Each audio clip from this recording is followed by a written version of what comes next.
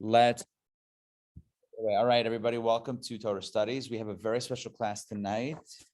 Here we go. There we go. Just check that at you. Okay. All right, friends. Tonight's topic is the Holy Land, or whose land is it anyway? Remember that show, Whose Line Is It Anyway? Whose line, that improv situation, whose line is it anyway? Well, of course you don't, because I just made it up. I'm kidding. But there is a question about the land of Israel. So today we will have pretty much one focus of the class. You know, we try to mix things up here at Torah Studies. Sometimes we analyze a story, sometimes we analyze a halacha, Jewish law, sometimes we analyze a biblical character. You know, we do lots of different things and keep it varied. I mean, it's always Torah study. But tonight we're going to focus on a controversy. And the controversy is Israel. What's the status of Israel vis-a-vis the Jewish people? You know, it's one of the hot button topics that people talk about. Legitimacy, Jewish legitimacy. Is it a Jewish land? Should it be a Jewish land, etc.? So what I want to do tonight is explore the classic rationales for Israel being a Jewish land. And then we're going to get into the Torah's rationale for Israel being a Jewish land. So don't give me the Torah rationale up front. I'm going to ask you to jump in on this, but not the Torah rationale. Give me like what people say. Why should Jews have Israel? Again, not the biblical understanding. Give me another understanding. Why should Jews have Israel? What's to make up for the Holocaust? Make up for the Holocaust, right? Okay, good. What else? Even more than the Holocaust, just all the times Jews got expelled from all the countries that they lived in. Good. So maybe not specifically the Holocaust, but Jewish persecution and expulsion in general. Yes. You need a land. You need a homeland, right? You need a homeland. It's good to have. Right? It's good to have a homeland. What else? Other rationales for why Israel is a Jewish land. Why should it be a Jewish land? Legitimacy of Israel as a Jewish land. Non-biblical legitimacy. What else? Historically, it was Judea and Israel. Judea was conquered by Rome. Then it fell to the Ottomans. Even at the time of the French Revolution, they said, can Jews be citizens? They said, no, they have a homeland. It just happens to be occupied by the Ottoman Turks now. There you go. So you're saying it's an ancient Jewish homeland. Then we have history on our side. We have King David, King Solomon. We have temples. We have artifacts. You dig and you'll find Jewish stuff, thousands of years old.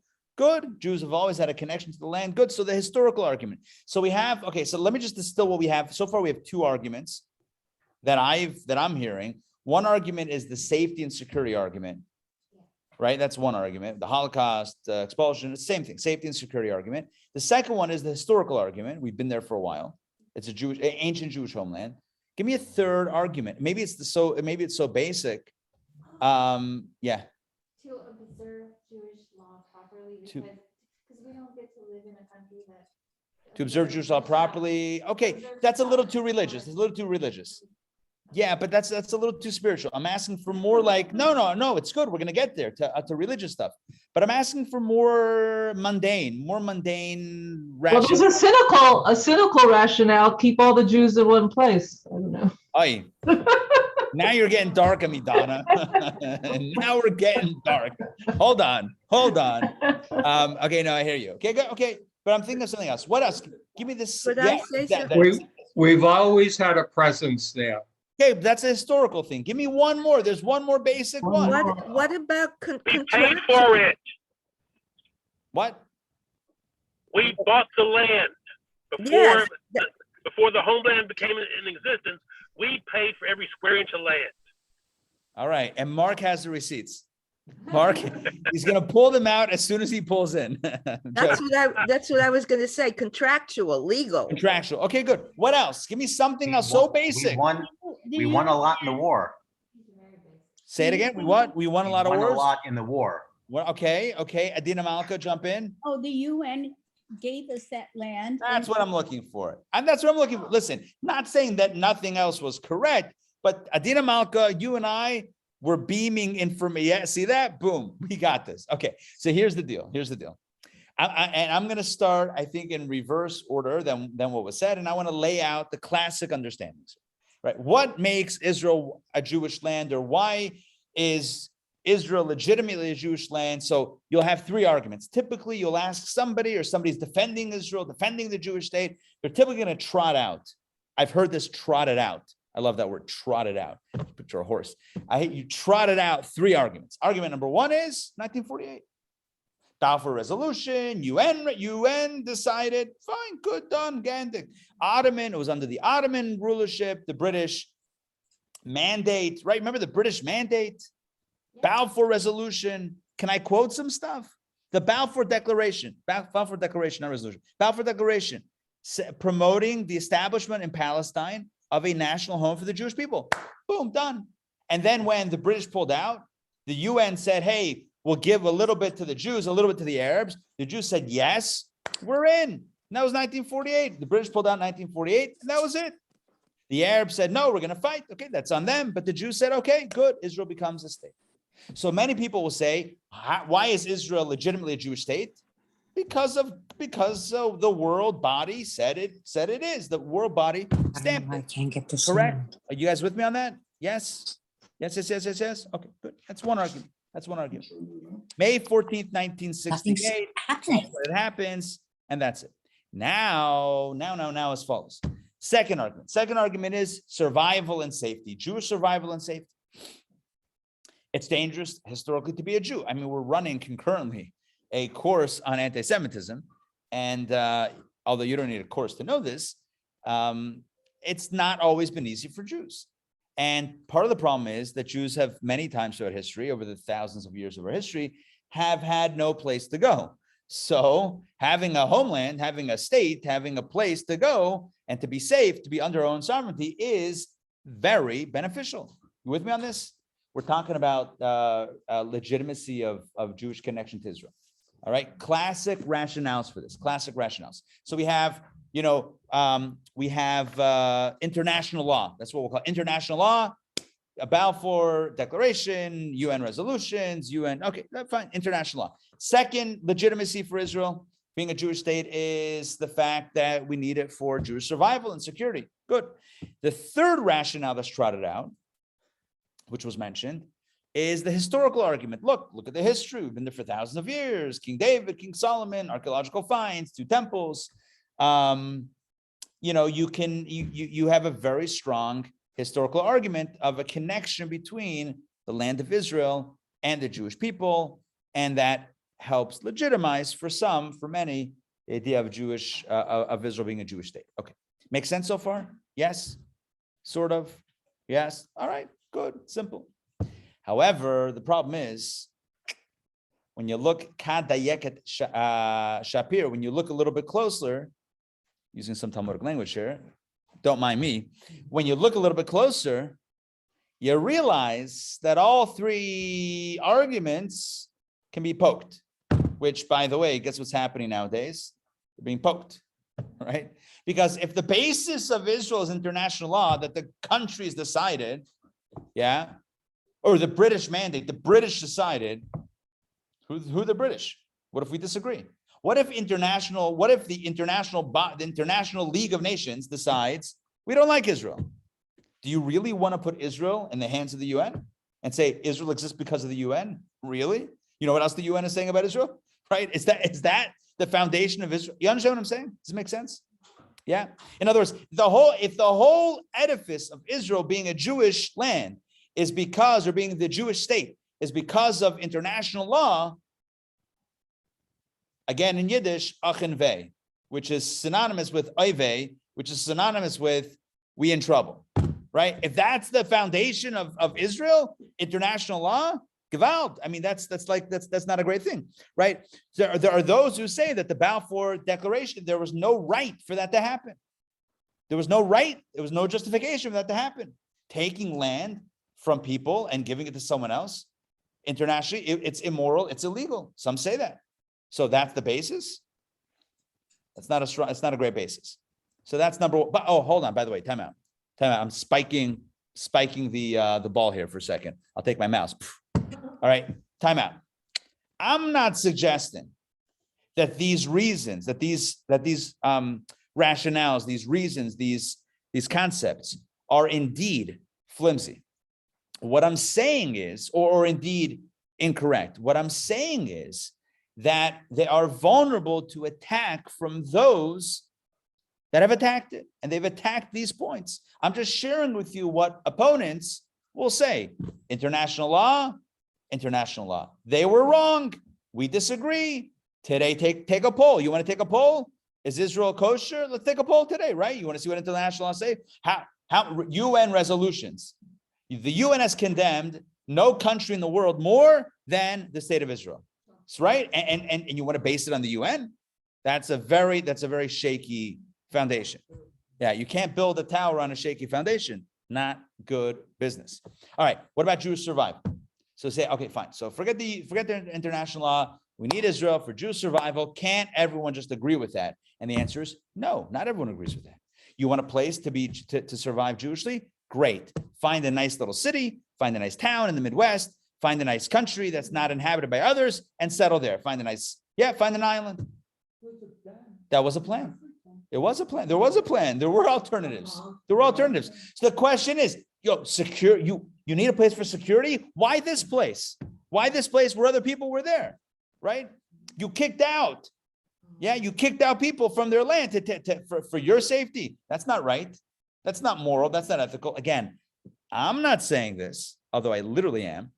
I'm saying this, repeating what others say to that claim of you need it for security. In fact, one could argue security. You're concerned about safety. So you post it up in middle of 15 Arab countries. That's your safety net. That's your security. That makes any sense? Are you kidding me?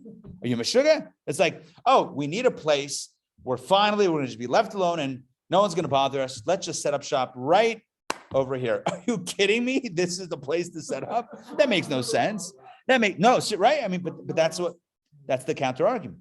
So what I'm saying is not that these points aren't true, but that they are still open and vulnerable to attack.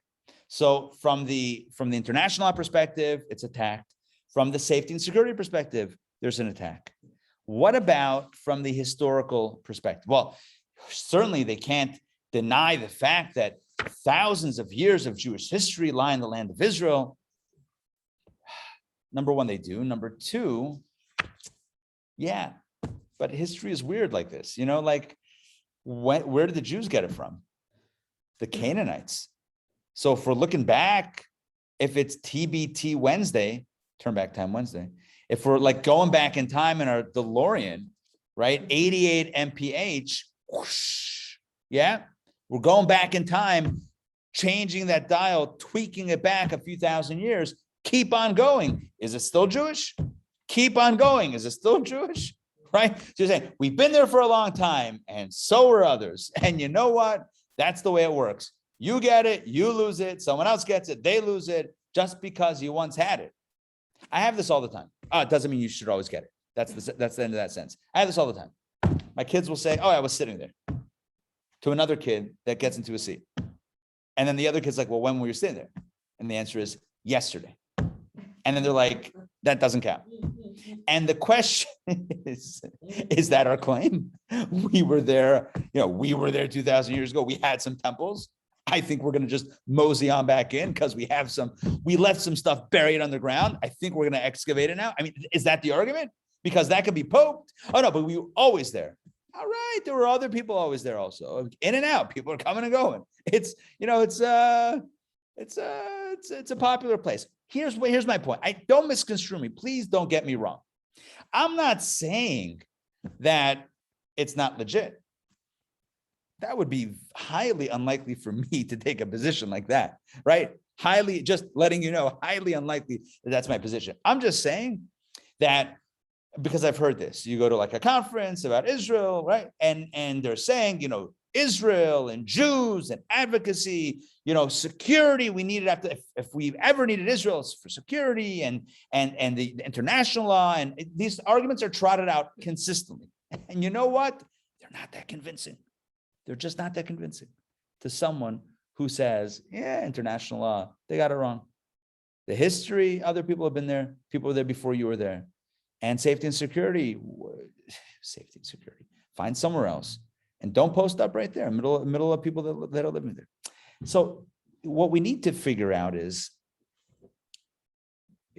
because the truth is, if we're being honest, all these reasons are really not the truth.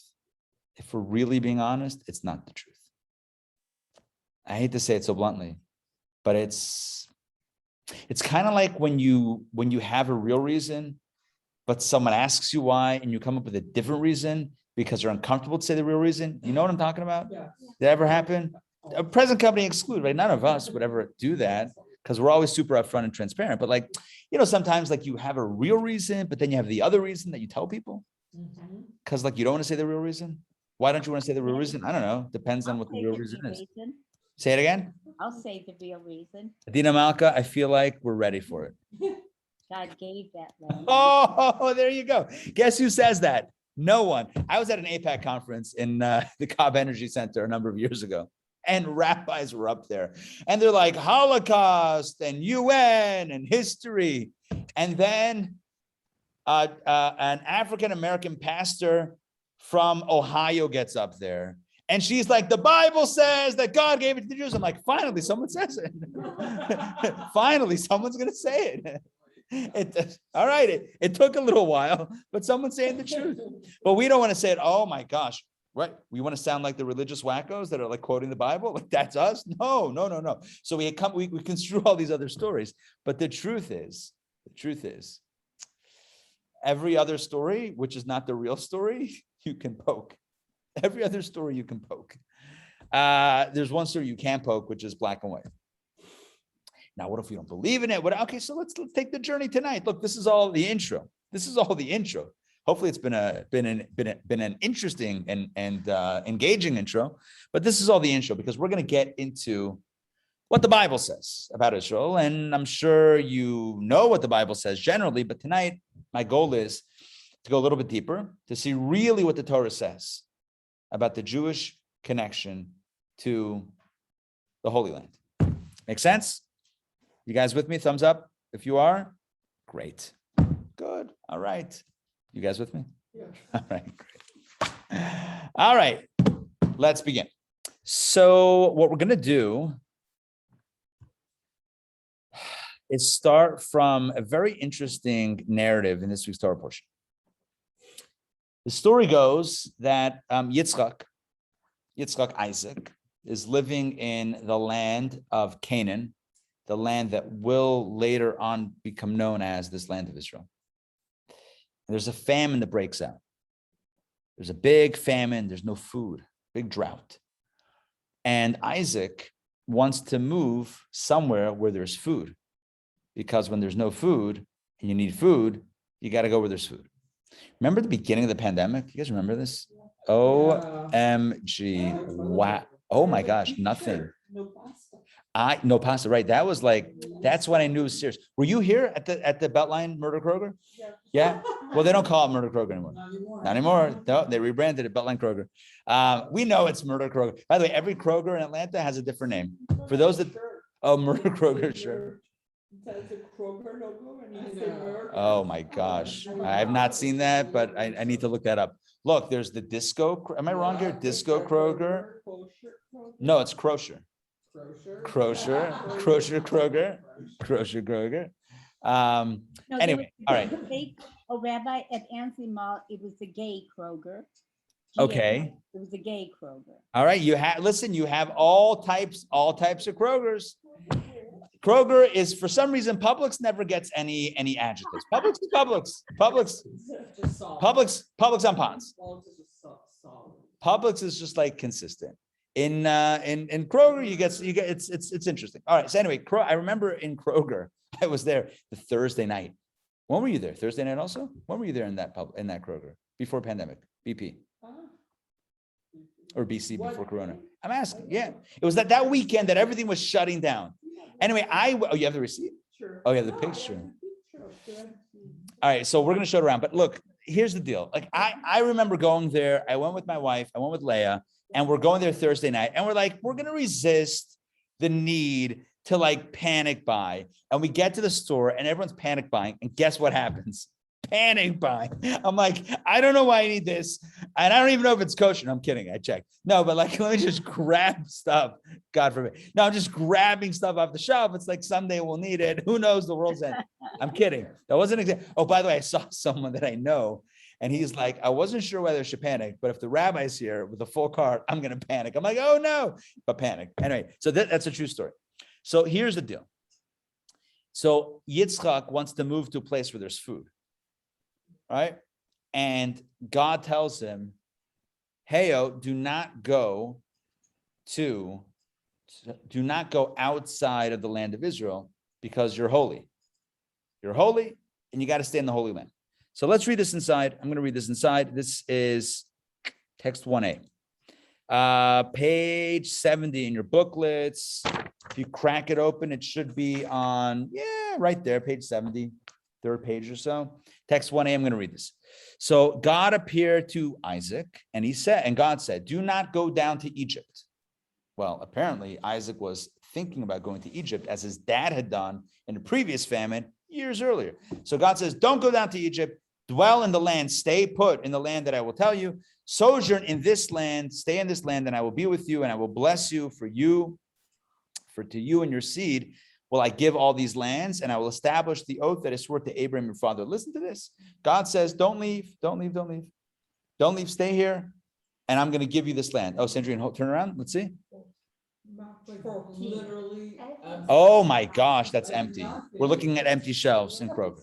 Okay. Yeah. We're panicking. We're panicking. But listen, you know what, Sandrine, if you listen carefully, you know what God said? Don't go down to Egypt. I'm saying, don't go down to Egypt. Don't go that right. Yeah. Don't go to Trader Joe's. All right. Here we go. Take a look. Take a look. See. Rashi explains. Text 1b. Rashi explains the following. Do not go down to Egypt. Why not? So Rashi says Isaac had in mind to go down to Egypt as his father had done in the days of the famine. Right? As I mentioned that before. So God said to him, no, do not go down to Egypt. You are as a perfect burnt offering. Remember when Isaac was brought up as an offering? So you're a holy offering. The binding of Isaac. He wasn't actually killed, but he was brought up on an altar as an offering. So God says, the binding of Isaac. So you are as a perfect burnt offering, and being outside the Holy Land is not fitting for you. So you have to stay where you are. So what's interesting here is that we see that there's some measure of, maybe we should do a bit of a question and answer. So again, in your own words, and maybe I'll just play both sides here, but like, why is it that Isaac is told not to leave the land? Because he's holy and the land's holy, so don't leave the land. So I'm asking you the klutz kasha. Klutz kasha is like the obvious question that no one ever asks. I'll be the one to ask it. I'll take the bait. Yeah, 1 second. Holy land, Batman. This is not yet the Holy Land, my friends. Holy land, you're holy, it's holy. This land ain't holy.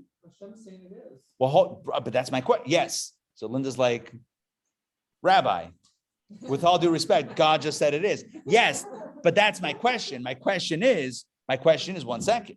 How is it a holy land yet? It was promised to the descendants that they would get it after the Exodus, after 40 years of wandering. They're going to, what's the word I'm looking for? Sashay a word? I don't know. They're going to saunter into the land and take the land, right? How is it holy now? How is it holy now? What's going on? This, which leads us to the following conclusion, that from the moment, this is the big reveal. I know we should be doing a drum roll, but just do it inside, do it internally. Thank you. All right, we're doing it externally also. The big reveal here, a question leads us to the answer, or the question leads us to a perspective. The question is, 1 second, why is Isaac told not to leave the land? Because he's holy and it's holy. How is it holy yet if it wasn't given to the Jewish people? The answer is, it was. From the moment God promised Abraham the land for his children, it already was given to the Jewish people. That's the big idea. That's the big reveal. Let's take a look at this black and white in the biblical text. According to the commentaries, this is text 2a. Let me read this one. This is Genesis 15, verse 18. This is what the Torah says. Years earlier, God's covenant with Abraham. On that day, this is the Brit Bein Abasarim, the covenant of the parts. On that day, God formed the covenant with Abraham. This is before his name change, saying to your seed, I have given this land. Look at that. Look at that language. It doesn't say to your seed, I will give this land. Do you notice that? It doesn't say to your seed, I will give this land. It's to your seed, future, I have already given this land from the river of Egypt until the great river, the Euphrates River. Look at the Midrash. Look at the Midrash text 2b. God's spoken word is considered like deed, as the verse states, to your seed, I have given this land. It does not state, I will give this land, but I have given this land. This land is my land. This land is your land. This land was meant for you and me. Is that the song? Did I get that right? Did I get the lyrics right? Okay. So what's the big idea? This was hopefully a big idea, and hopefully it landed okay. Hopefully the Mars rover landed. So the big idea here is that if we would have started the class with a question, when did Israel become a Jewish land initially? You might have said when the Jews went in after the Exodus, after the wandering, and with Joshua, after Moses passed away, Joshua leads them into the promised land. That's when the promise is fulfilled. And we just learned that according to Judaism, according to Jewish teachings, that's not exactly true.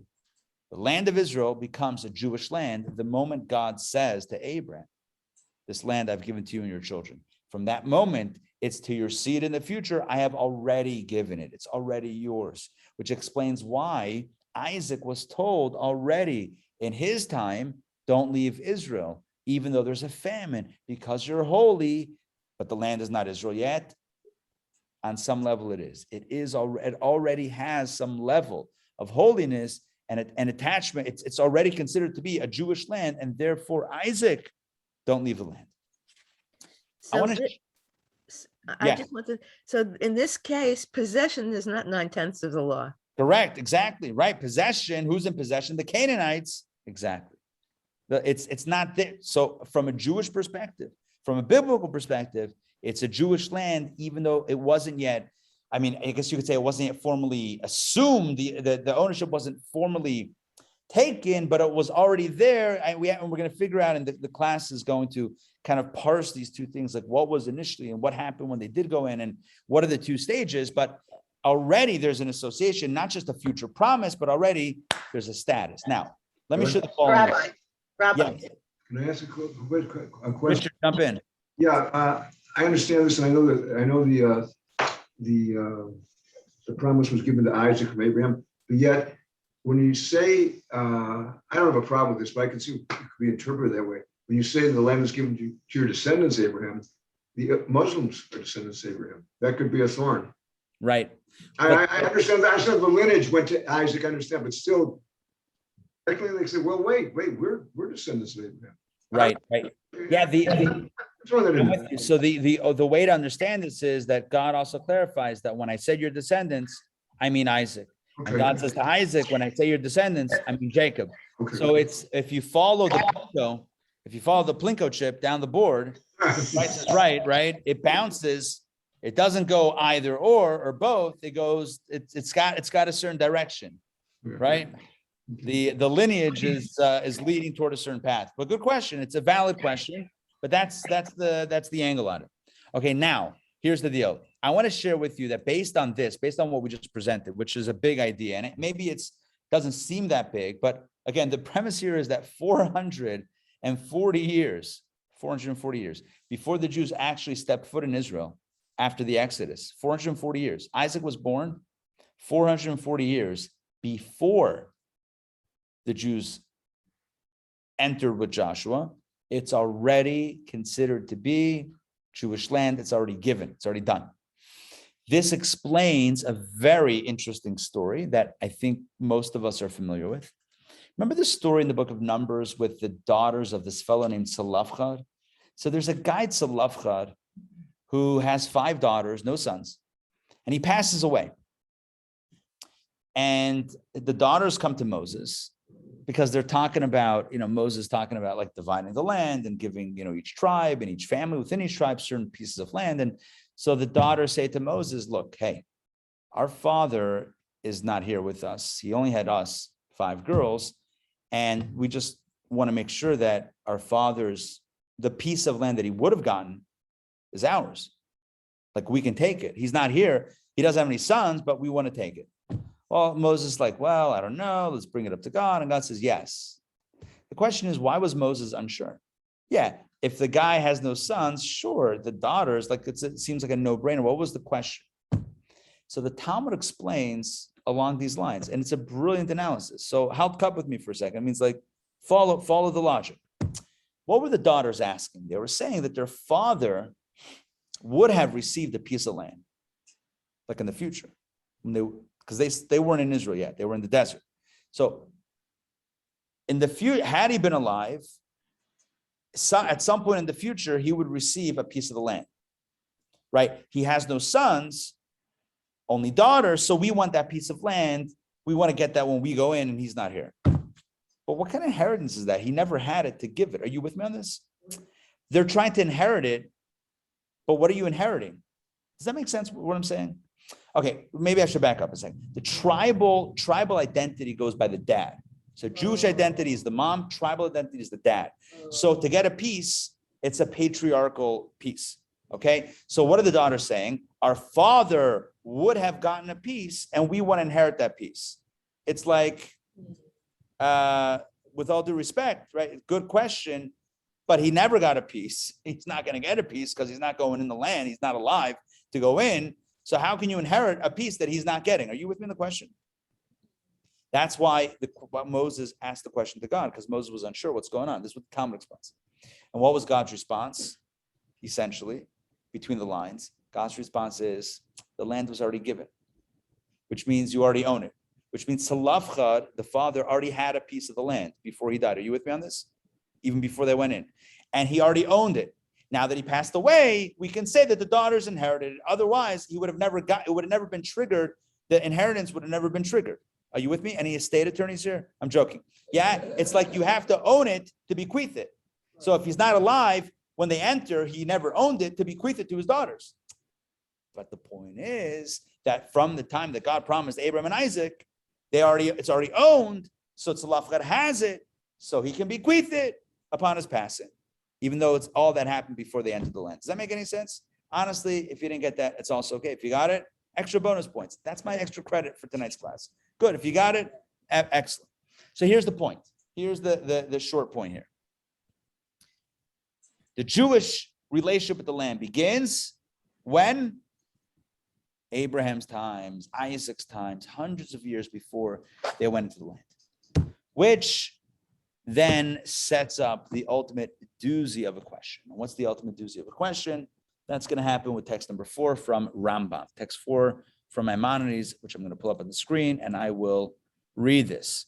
Here we go. Real ownership, question mark. What a foreboding question mark. Whenever, I don't know why they didn't translate this. I don't know. Whenever the land of Israel is mentioned, Eretz Yisrael, land of Israel, the intent is, Maimonides says, the lands conquered by the king of Israel or a prophet with the consent of the entire Jewish people. In other words, when you talk about the borders of Israel, what are the borders of Israel? It's whatever was conquered by a Jewish king or by a Jewish prophet. In other words, when they eventually went in the land. This is called a conquest of the community, a communal conquest.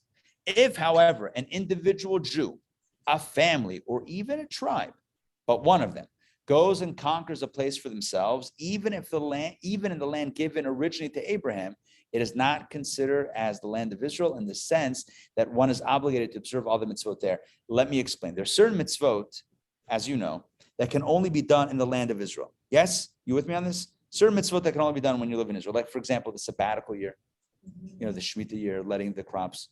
This year is a sabbatical year. So you only do that in Israel. The question is, well, who defines Israel? What borders are we using here? Like, what borders? So the answer, there's an answer in Jewish law. And the answer is, whatever lands were conquered by one of the Jewish kings or by a prophet with the consent of the community, those are considered to be Israel proper. Anything else, even if a Jewish family or even a tribe, a whole tribe decides to, set up shop, put down a flag, that doesn't make it Israel. It doesn't grant it the holiness of Israel to then be obligated in Israeli law. Are you with me? Not Israeli law, in biblical Israel law. Does that make sense? Yes, that's what. Okay, let's continue. The temple, should we assume that the birth is in Israel? For sure. Yeah, in the same spot. We've, okay, there may be one or two things there. We'll figure that out. Okay. We'll deal with it. Rabbi, All right. what does it mean about, I mean, would that apply to the people, like the people of the settlements? Settlements, yeah. So the question about the settlements is, are they in original borders that were originally conquered by Jewish kings? The answer is they very well might be. They very well might be, and they are. So that's the answer to that. In other words, you're talking. Okay, let me just. You're asking a great question, and let's focus on it. So the settlements vis-a-vis the accepted international borders of Israel are similar, not the exact geographical place, but similar to the concept of what Amani is talking about. Imagine you have the lands that were officially conquered by the Jewish kings once they entered Israel thousands of years ago. So you have what's called Israel. And then a tribe, a family, an individual, a few individuals decide they're going to set up shop in somewhere, some other, adjacent. That doesn't make it Israel, right? That becomes a settlement, whatever it is. It doesn't make it Israel. So it has to be formally settled and conquered on behalf of the community. That's what grants it Israel status. Take a look at what he says next. But again, your question is the settlements, what we call settlements today, are in areas that would fall into those original borders, so they're covered anyway. Okay. Now let's keep on going inside because Maimonides still has something to share with us. Oh, right, exactly. Well, vis-a-vis modern borders, there's settlements. Vis-a-vis Holy Land of Israel borders, it would be a different conversation. Now let's continue here. All of the lands, Rambam says, Maimonides says, all of the lands that the Jews who ascended from Egypt took possession of, that means after the Exodus, after the 40 years of wandering, when they went in with Joshua, all the lands were sanctified in the first consecration of land, the original, the OG approach. When by contrast, the descendants of the exiles ascended from Babylon and took possession of a portion of the land, which is after the first temple's destruction, when they came back for the second temple, they consecrated it a second time. This consecration is perpetuated forever, for that time and for all time. Okay, so you know what? Those are details that I don't think are as relevant as the bigger idea. And what's the big idea here? Again, let's halt up for a second. What Rambam is saying is that only the lands, so I'm going to be very, very specific here. What land did God promise Abraham from the Egyptian river, the Nile, to the Euphrates? That's a very large area of land. Okay, that's very large. That includes lots of area, right? Now, what was actually conquered the times of the first temple or even the times of the second temple was a much smaller place. So here's the question. What are the borders of Israel? What God promises to Abraham or what they actually settled back in the day? You know what the answer is? Rambam just told us. It's what they actually settled, right? Not one or two, I'm going to say rogue. I don't mean rogue in a negative way. Not one or two individuals or a tribe or two, whatever. But the general communal consensus of conquering was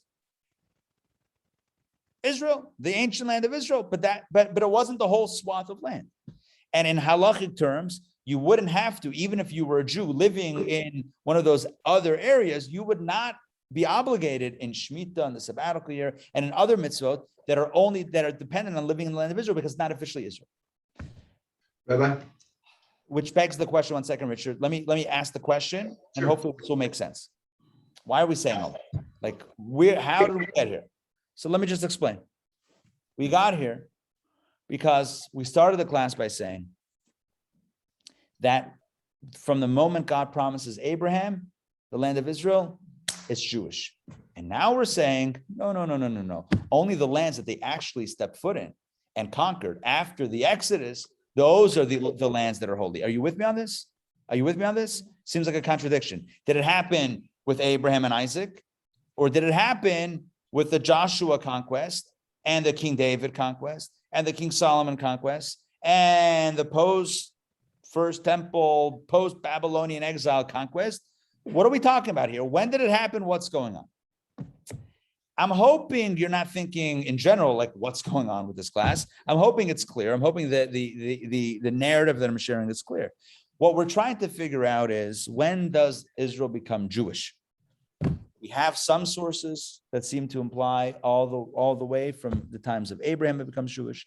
Some sources seem to imply that it only begins and it's limited to whatever was actually conquered on the ground by the Jewish people when they did the conquest of Israel. So then which is it? Is it ancient? Is it all the way back to Abraham, or is it more pragmatic and more on the ground? And that's the question. So I want to resolve it the following way. There's two ideas, there's two elements, and that's why we have two different timelines.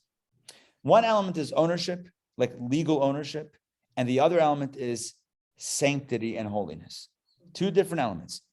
Legal ownership, there's a time when legal ownership begins, Jewish legal ownership of the land begins, and then there's a time when the holy sanctity of Israel begins to obligate the mitzvot that are obligated only to the land of Israel, blah, blah, blah. So there's two different timelines. When does ownership begin? Legal ownership begin? Legal ownership begins from the times, I'm going to be very clear here, from the times of Abraham. Jewish legal ownership of the land begins from the times of Abraham and Isaac all the way back to the beginning. Israel is officially Jewish, legally owned, as like a monetary, like a real estate deal almost. But when does it become Israel for the sake of mitzvot? This mitzvah that can only be done in Israel becomes obligated. That only happens at a later point. That only happens when the Jews actually entered and conquered the land after the Exodus, 440 years after the birth of Isaac. So there's two stages. Stage one is legal ownership. Stage two is practical and spiritual conquest, when it becomes officially, those borders become officially Israel and officially have that level of sanctity for the mitzvot. Let me share with you the sources on this. So you see, maybe it's easier if we read it inside. Yeah, perfect. Text 5. Let's just read it inside. I think it'll make it easier to see it in black and white. This is how the Rebbe explains it. Okay, here we go. It's all from the Lubavitcher Rebbe. Here we go. Two things occurred when the land was given to the Jewish people. A, the monetary element, i.e. Jewish ownership of the land of Israel. And B, the sanctity of the land. Two different things. One is a legal, technical ownership, and the other one is sacred sanctity. So the first element, Jewish ownership of the land, the Rebbe continues, was achieved by God giving the land of Israel to Abraham, Avram Avinu, to Abraham, our patriarch. In other words, when does ownership kick in? When does that monetary ownership trigger? Already back to Abraham's times. But the second element, the land of Israel's sanctity, especially the special mitzvot that apply there, that first occurred when the Jewish people actually entered the land after the Exodus, after the travels in the desert. Only years later, 400 years after Isaac's birth, 440 years, did Israel have that level of sanctity to trigger and obligate the special mitzvot that are required there, and only those lands that were conquered then and settled then by the community at large, et cetera, as we said before. So the big idea here is that there are two stages. We have the technical ownership and then the holy ownership, and those happen at two different timelines. The question, though, is why? Like, why didn't everything happen with Abraham? Why didn't, look at A and B, right? Why in the times of Abraham did not the monetary element kick in and the sanctity of the land kick in? I mean, why not? So the Rebbe also asked this question, and the answer is a classic idea that we've talked about many times. When we think about the difference between pre-Sinai reality and post-Sinai reality, we know famously that Abraham, Isaac, and Jacob, the patriarchs and matriarchs, they studied Torah, they kept the mitzvot even before the Torah was given, which always evokes the question, what were they studying? What were they practicing? And they had some sort of, whether it was physical or metaphysical, whatever, they had some sort of performance of Torah mitzvah, which we actually spoke about a few weeks ago in Torah studies. And I explained then that the difference between the pre-Sinai Jewish experience and the post-Sinai Jewish experience lies in one simple distinction. Before Sinai, you might have done a mitzvah, but the mitzvah didn't transform the physical object of the mitzvah. So for example, let's say you wrapped tefillin, or you did something like that. So you did something that represented your dedication to God, and that was wonderful, but the actual item that you used didn't become holy. Nothing happened with the item. Whereas nowadays, post-Sinai, right? What's the whole Sinai experience? It's about breaking, remember, was it Reagan that said, Mr. Gorbachev, tear down that wall? Yeah. That's what happens at Sinai. At Sinai, right, God says, or whatever the decree is, tear down the wall, the divide that exists between the spiritual realm and the physical realm. Before Sinai, there's two realities. There's physical and spiritual and physical, and they don't mix, they don't merge, they don't mingle. They each have their own problems. It's like their own situation. Yeah, it's like if you're spiritual, you're spiritual. If you're physical, and that's it. So you want to do a spiritual act, great, a physical act, great, but the two don't meet. After Sinai, the two are married. Mazel tov, the two meet. And what does that mean that the two meet? It means that when you take a piece of parchment, you write the Shema on it, you roll it up, you stick it into a mezuzah case, you tap it with a nail or with a double-sided sticky tape on your door, you say a blessing on it, you got a mitzvah, we call that mezuzah. You take a coin, you give it to charity, it's a mitzvah. And a mitzvah means now there's holiness in that physical item. It looks like just a piece of rolled up paper. Nope, it's not. It's a mitzvah, and you have to take it, you have to guard it with sanctity, because what happens post-Sinai is that spirituality actually transforms the physical and actually makes the physical different than the way it was.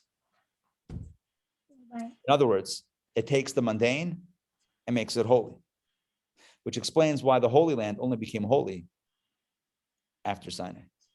I hope that makes sense. Why, we asked before, how come in Abraham's time didn't he get the ownership and the sanctity of Israel? Well, the answer is because Israel being a holy land can only happen after Sinai. Does that make sense? Just checking in. Yes, you with me on the timeline? I'm assuming that we're right. I'm assuming timeline here.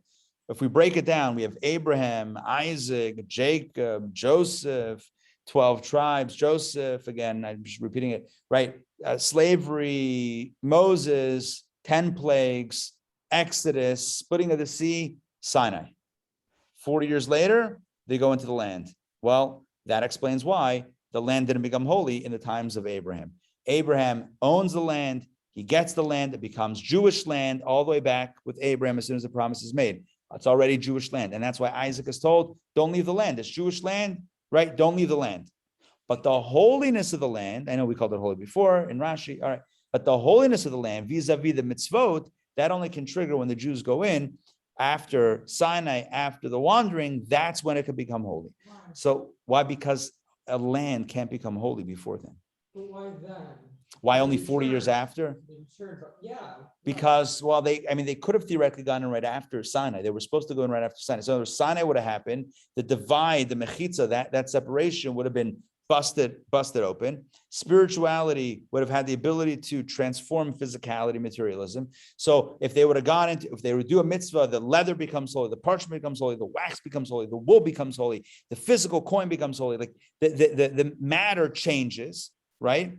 So going into Israel, doing a mitzvah changes the earth, makes holiness an adjective to land. It took 40 years because they sinned with the golden calf. So they sinned with the spies. So they had to wander for 40 years. But shortly after Sinai, relatively short, 40 years afterwards, they're going into the land. And now it's holy land. Now when they go in, the land becomes holy. So again, there's two stages. And I'll put up the Rebbe's teaching one more time so we see black and white, the two stages, right? The two stages, two things occur, text 5. There's the monetary element and the sanctity of the land. So the monetary element begins with Abraham. The second element begins after Sinai. Why? Because the legal ownership happens initially. The holiness of the land becoming holy becoming an active of land, only kicks in after Sinai, because that's when it's possible.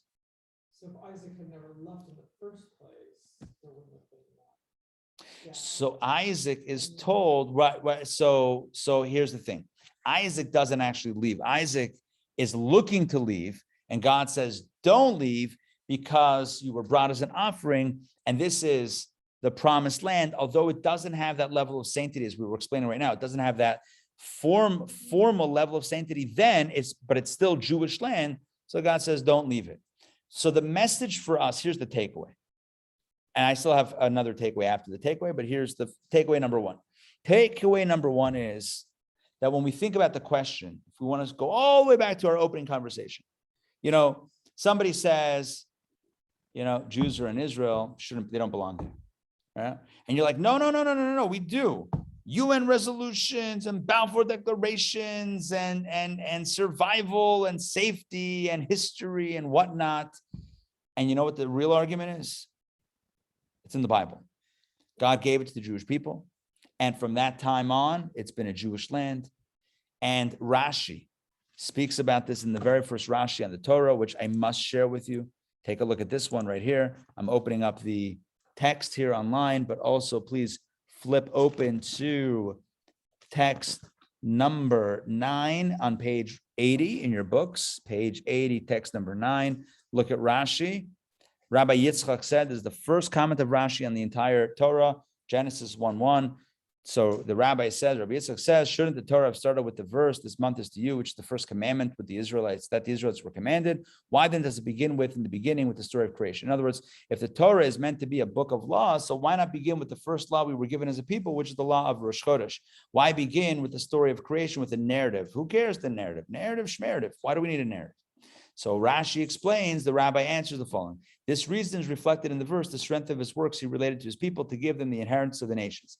So look at this. If the nations of the world should say to Israel, you are robbers, for you conquered by force the lands of the 7 nations of Canaan, we will reply, the entire earth belongs to the Holy One. Blessed be he. Don't you remember Genesis? That's why it starts with the story, right? God created.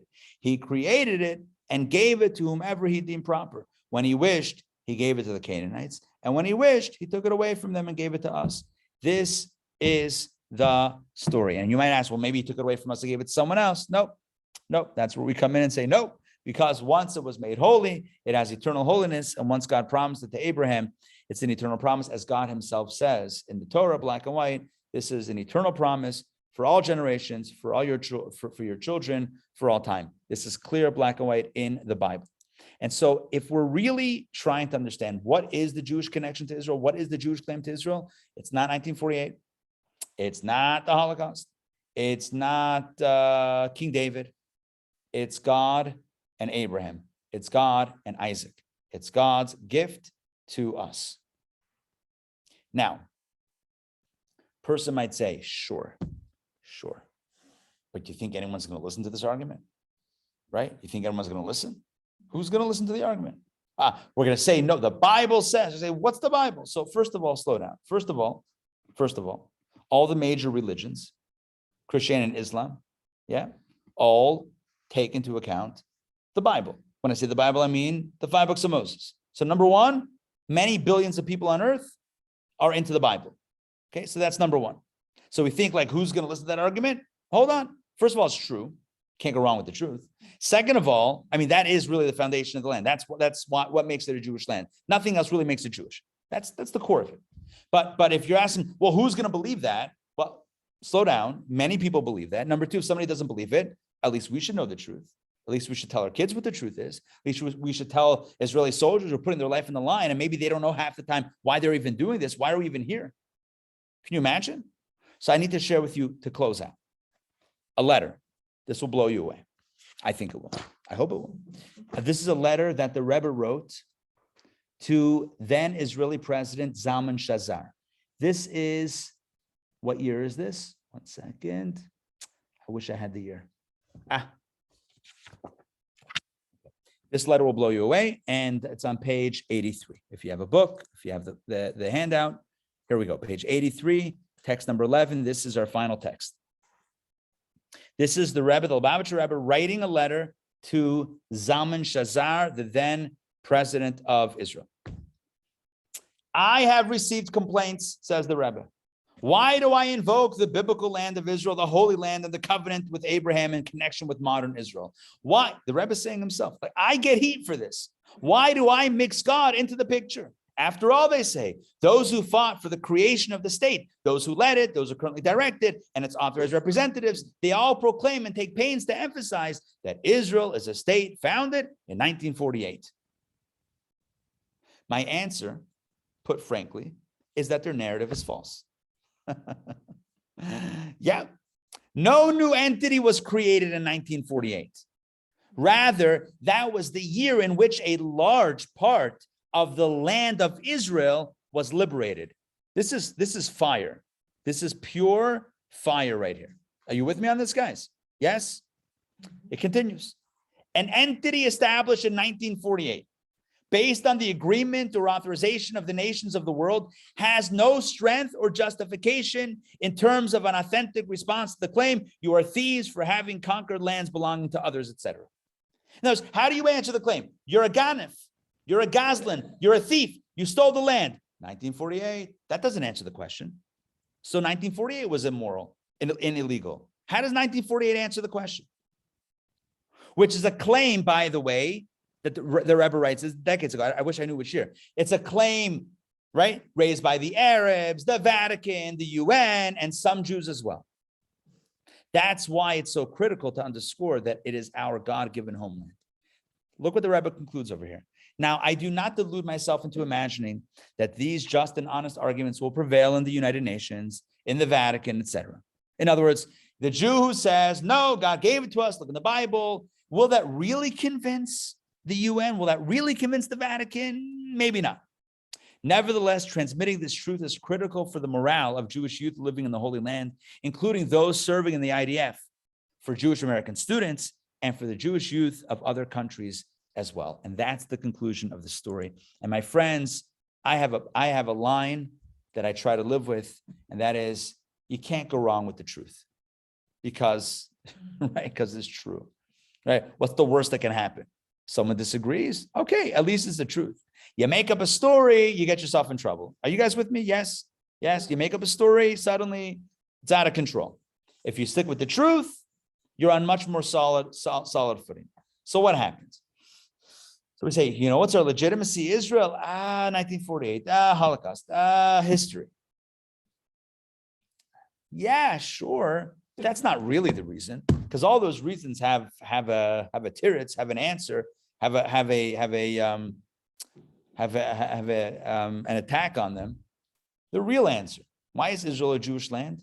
The real answer is Hashem gave it to us. That's it. Honestly, we could have summarized the class with that line. Why is Israel a Jewish land? Because Hashem gave it to us. So it took an hour. Yeah, it took an hour. Hopefully it makes sense. And you're going to say, but they're not going to believe it. Maybe they will. Maybe they won't. It's true. It's true. I mean, that's the truth. I mean, what else is the truth? I mean, yeah, it's true that something happened in 1948, but it's not really why it's a Jewish land. That's not why we were living there all the time. It's not why King David was there, because in 1948, right? Go figure, right? That doesn't make, it's because God gave it to us, right? As an eternal promise, in eternal land. So you're going to say, yeah, but who's going to accept that argument? Who's going to believe it? Don't discount the argument. Number one is true. Number two, don't discount the argument. Number three, maybe just maybe, when we have conviction, maybe it'll inspire. Who knows? Maybe it will inspire. You know what kids like? Say kids, teenagers, you know what they like? They like a cause to fight for. Yeah. You ever notice that? Teenagers like something, like tension, like something to fight for. Yeah. It's a thing. It's a nature. So what are we giving them? What are we giving Jewish youth? The cause they're fighting for today is against Israel. That's the reality. That's the trend. That's the trend.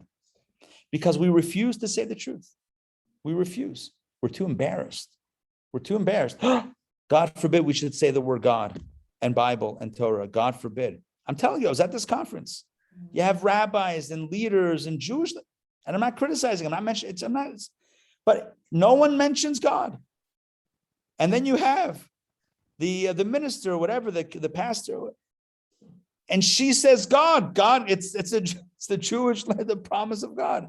And it's like, that's all right, here we go. That's inspiring. And it's true. You can't go wrong with truth. So what's the point of tonight's class? Maybe just to reset for ourselves, to kind of recalibrate and recognize what's really going on. And also to learn about two stages of acquisition. You have the technical acquisition, the holy acquisition. Sinai triggers the holiness. You know, along the way, we had a nice ride. But at the core of it, it's understanding our connection. Make sense? Yeah? Are we going to say it? Are we going to hide it? Yes? No hiding. No. No hiding? No, let's not hide. Let's not hide. No. All right. Let's take some questions, Q&A, questions, comments, clarifications, Linda. Yes. Why do some ultra-Orthodox Jews not believe in A really good question. So the question on the table is, why do some ultra-Orthodox Jews, why are they against Israel? It's complicated. Yeah, there's something like that. There's something like, well, we don't believe that we should be in Israel until Mashiach comes, but I have trouble explaining it or defending it because I don't prescribe to that. So they're doing some sort of, Mashiach spin on it, but the reality is that it's a Jewish homeland, whether we have Mashiach or not, and Jews have lived there consistently, and Jews live there, and we have to protect Jewish lives and the Jewish homeland. So I can't defend it, nor do I understand it. There are some people that are so against secular Zionism, right? So against cutting God out of the picture, so against this idea of 1948 that they say, the heck with the whole thing, right? We're against the whole thing. Yeah. So that's one angle. Yeah. Then you have some people that say that no, that even more, more, I'm going to say extreme, that that until Mashiach comes to establish a sovereignty is like putting the cart before the horse. Putting the cart before the horse. Yeah. But again, I hesitate strongly. I hesitate strongly to even explain or just because it's going to sound like I'm justifying and maybe put some, so I just want to be very clear here. That is not my approach. It's not the Chabad approach. It's not the Rebbe's approach. The Rebbe was one of the greatest advocates and defenders. Chabad is the great. Now, some people said, how come the Rebbe never went to Israel? And the Rebbe had his own reasons for that, which he shared with many people in conversation, privately and publicly. That's another conversation. But as far as supporting Israel, you never found a greater supporter than the Lubavitcher. I mean, amongst the great supporters was the Rebbe. How many talks, how many Fabrengs did the Rebbe lead where he would shout and scream about, raise his voice literally with passion about the security of Israel? Every Jewish leader, president, prime minister, wrote to the Rebbe for advice. Rebbe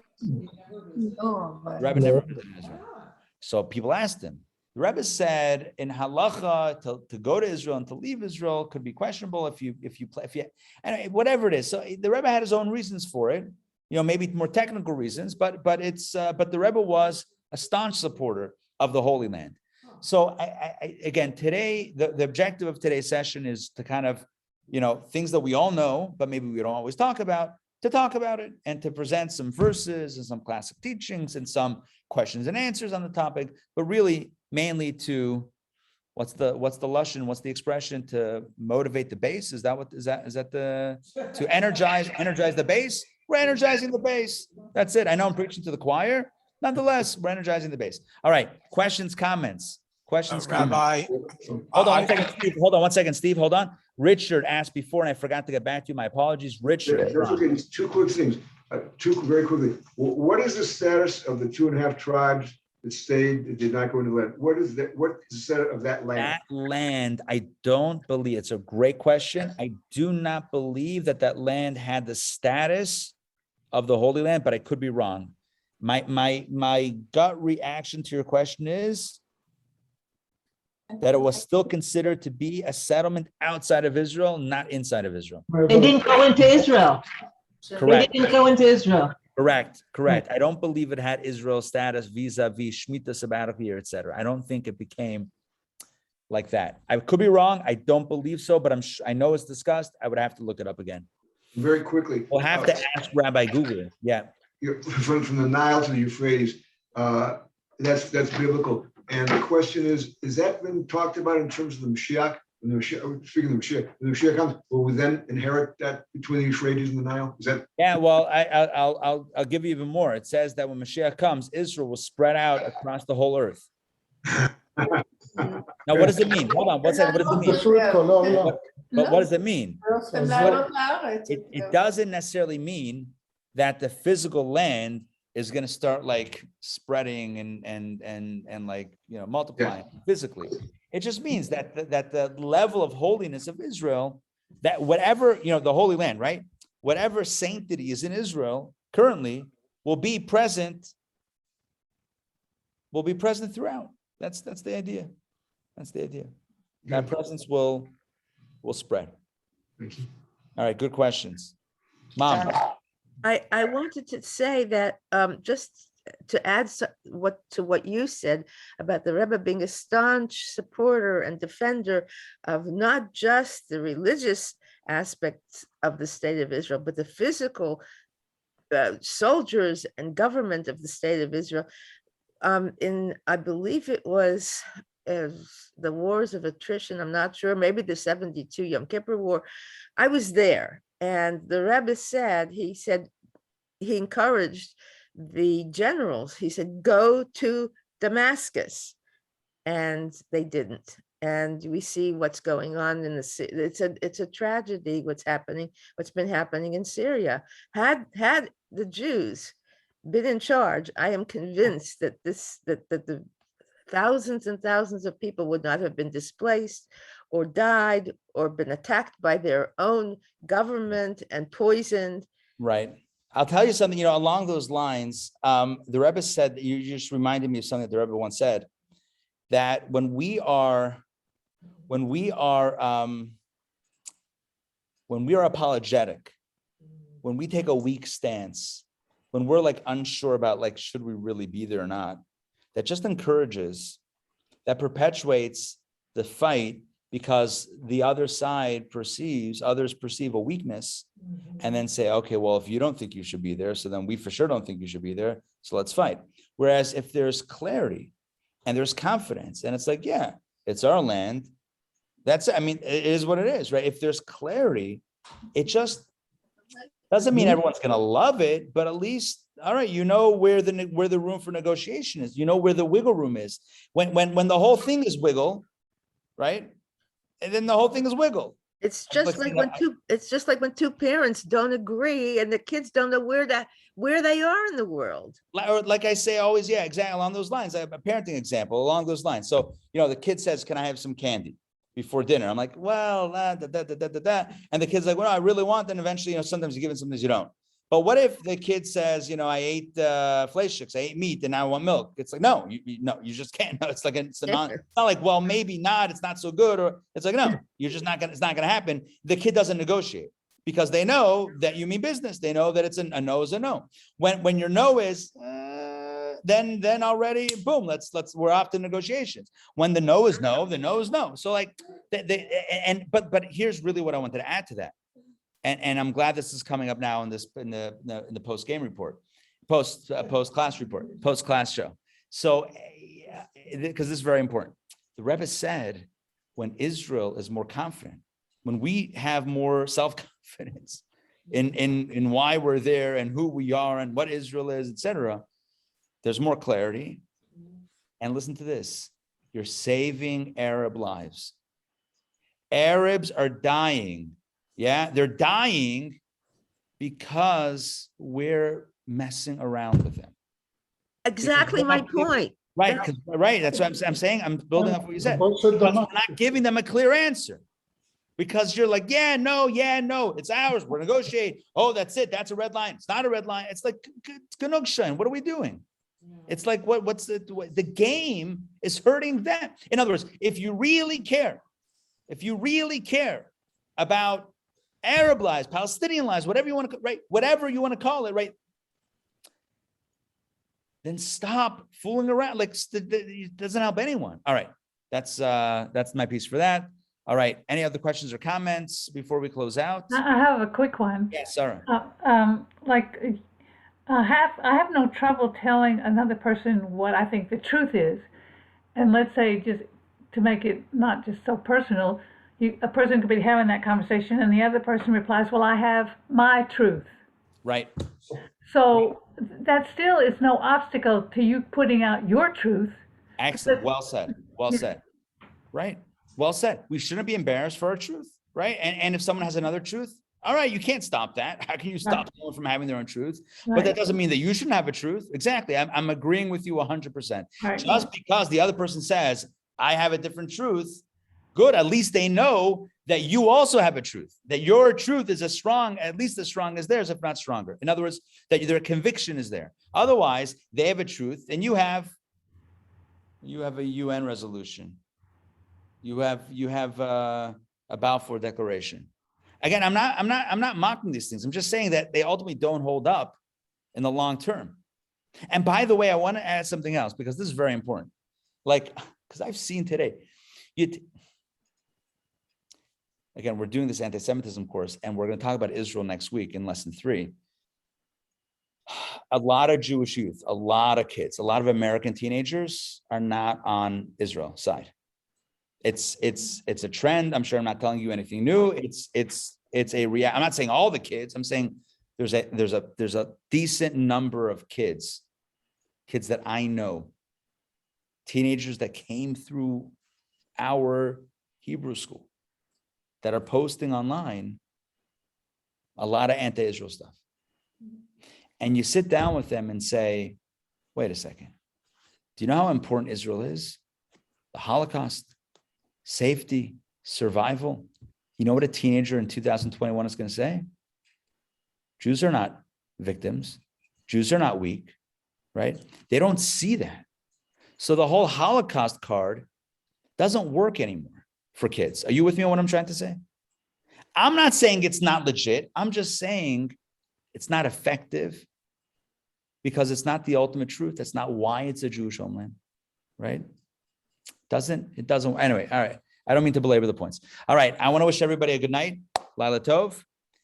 Thank you for joining. It's been a great conversation. I hope for you as well.